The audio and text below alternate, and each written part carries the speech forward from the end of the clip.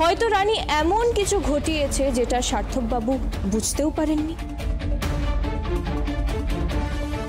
কিংবা সার্থকবাবুর রজ্জুতে সর্পভ্রম হয়েছে।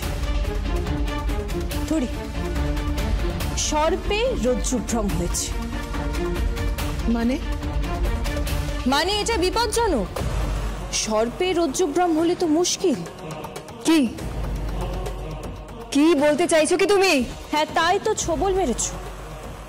আমার আর সার্থক বাবুর সম্পর্ককে বিষিয়ে দেওয়ার চেষ্টা করছো, কিন্তু বিষ মাথায় উঠবে না।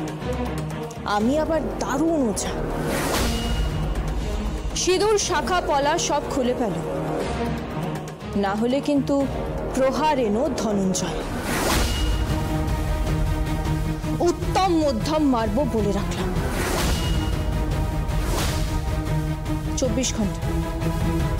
24 ঘন্টা সময় দিলাম।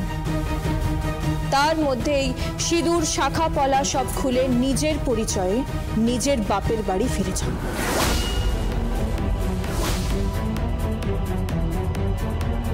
না হলে আমি কি করতে পারি তুমি জানো। তুমিও আমাকে চেনো না?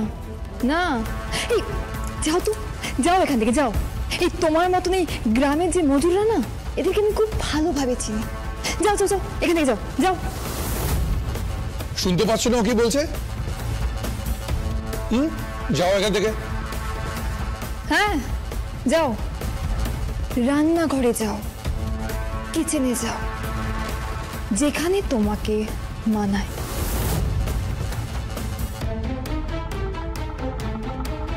ও কিচেনে যাবে না।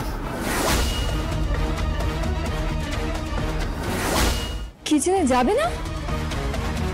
না, ও এখন একটু রেডি হয়ে বেরোবে। বেরোবে? কোথায় কোথায় বেরোবে? আমারও একটা ব্যবসা আছে রানী।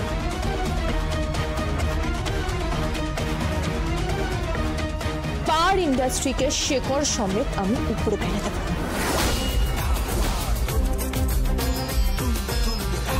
আর সেই মাটিতেই আমার কোম্পানি থাকবে।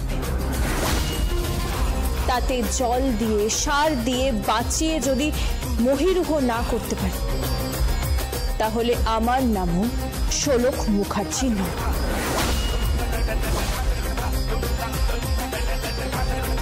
চলো কই, চলো। তুমি এবার এই ধরাচুরো ছেড়ে বাড়ি ফিরে যাও। এ বাড়িতে তোমার কোনো জায়গা হবে না। না, ও এই বাড়িতেই থাকবে মম। আমার গলায় একটা কাঁটা বিঁধে আছে।